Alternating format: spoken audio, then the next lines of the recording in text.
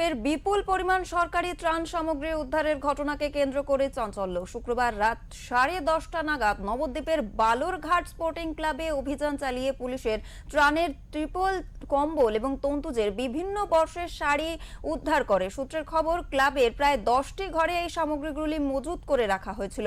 স্থানীয়দের অভিযোগ, সাধারণ মানুষের জন্য সরকারি অর্থের বরাদ্দ হওয়া ত্রাণ সামগ্রী দীর্ঘদিন ধরে সেখানে রাখা ছিল। ক্লাবটি নবদ্বীপ পুরসভার চেয়ারম্যান বিমান কৃষ্ণ সাহার পাড়ায় এবং তার ফ্ল্যাটের পাশেই বলে অভিযোগ উঠেছে। যদিও এই বিষয়ে চেয়ারম্যানের কোনো রকম প্রতিক্রিয়া পাওয়া যায়নি। ঘটনার খবর ছড়িয়ে পড়তেই এলাকায় ভিড় জমায় সাধারণ মানুষ এবং বিজেপি নেতাকর্মীরা।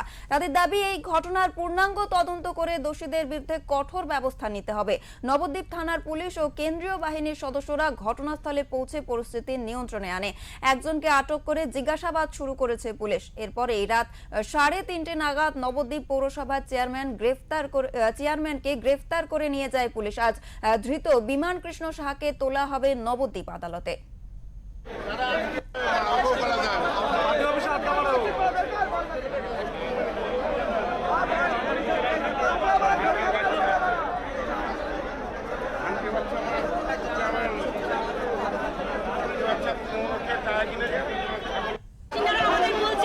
প্রচুর পরিমাণে স্পোর্টিং ক্লাবের মধ্যে ত্রিপল, শাড়ি এবং বস্তা বোঝাই করে টাকা, নথি রয়েছে। এবং সেই সঙ্গে আজকে সন্ধ্যেবেলা নবদ্বীপের চেয়ারম্যান বিমান কৃষ্ণ সাহার এই স্পোর্টিং গোয়ালঘাটের ট্যাগ থেকে বড় বড় মিষ্টির প্যাকেটের মধ্যে করে টাকা পার্সেল হয়েছে এবং ব্যাগে করে নথি পাচার হয়েছে। আমাদের সঙ্গে রয়েছে আমাদের প্রতিনিধি নিলয় ভট্টাচার্য। আমি সরাসরি তোর কাছে চলে যাব। নিলয়, নবদ্বীপ পৌরসভার চেয়ারম্যান গ্রেফতার, কারণ সেখানে সরকারি ত্রাণ সামগ্রীর যে খবর সামনে আসছে, তার কি আপডেট রয়েছে তোমার কাছে, যে সেখানে বিপুল পরিমাণে উদ্ধার হয়েছে ত্রাণ সামগ্রী? কি জানা যাচ্ছে এখন বর্তমানে, জানাও। দেখো, প্রথমেই বলে রাখি, প্রায় রাত 10:30 থেকে 11টা তখন থেকে কিন্তু সাধারণ মানুষ চেয়ারম্যানের বাড়ির সামনে অর্থাৎ নবদ্বীপ বড়ালঘাটে বিক্ষোভ দেখাতে শুরু করে। এরপর স্থানীয় একটি ক্লাবে অর্থাৎ বড়ালঘাট স্পোর্টিং ক্লাব বলে একটি ক্লাব রয়েছে, সেই ক্লাবের ভেতর থেকে কিন্তু মজুত রাখা ছিল বিপুল পরিমাণ ত্রাণের ত্রিপল, কম্বল এবং কি শাড়ি। অর্থাৎ এই ত্রাণ সামগ্রী রাখার পর কিন্তু সেগুলোকে উদ্ধার করা হয় এবং উদ্ধারের পর কিন্তু নাম জড়ায় নবদ্বীপ মিউনিসিপালিটির চেয়ারম্যান অর্থাৎ বিমান কৃষ্ণ সাহার।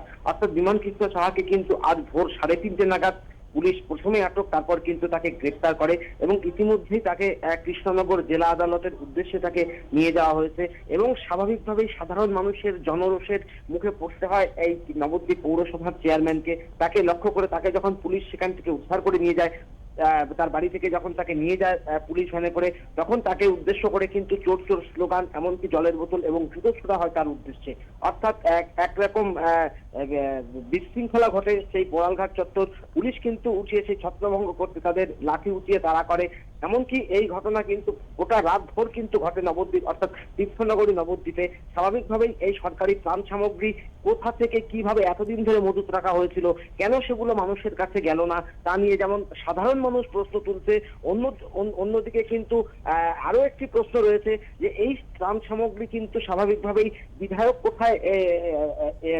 কোথায় সেগুলোকে পাঠানো হয় বিভিন্ন জেলার যে সমস্ত বিধায়ক আছে তাদের উদ্দেশ্যে। অর্থাৎ সাধারণ মানুষের যে সমস্ত ত্রাণ সামগ্রী, সেই ত্রাণ সামগ্রী দেওয়ার জন্য। অর্থাৎ তারা কি জন্য এতদিন ধরে সেগুলো মজুত রেখেছিল, সাধারণ মানুষের উদ্দেশ্যে তারা কেন দেয়নি, তা নিয়েও কিন্তু একদিকে যেমন প্রশ্ন উঠছে, অন্যদিকে নাম জড়িয়েছে গোটা ঘটনার চেয়ারম্যান। প্রথমে সৌরভ পাল নামে একজনকে আটক করে যে এইভাবে সরকারি যে সমস্ত ত্রাণ সামগ্রী অর্থাৎ সরকারি ত্রাণ সামগ্রী একটি ক্লাবের মধ্যে কিভাবে এলো। তখন কিন্তু এই নাম ওঠে চেয়ারম্যান বিমান কৃষ্ণ সাহা এবং এই বিমান কৃষ্ণ সাহাকে কিন্তু এই সৌরভ পালের যে কথাবার্তা বা যে বক্তব্য, সেই বক্তব্যের পরিপ্রেক্ষিতে নবদ্বীপ থানার পুলিশ কিন্তু তাকে গ্রেফতার করেছে। আজ ধৃত বিমান সাহাকে কিন্তু নবদ্বীপ থেকে নিয়ে যাওয়া হয়েছে কৃষ্ণনগর বিচার বিভাগীয় আদালতে, সেখানে কিন্তু আজকে তাকে তোলা হচ্ছে।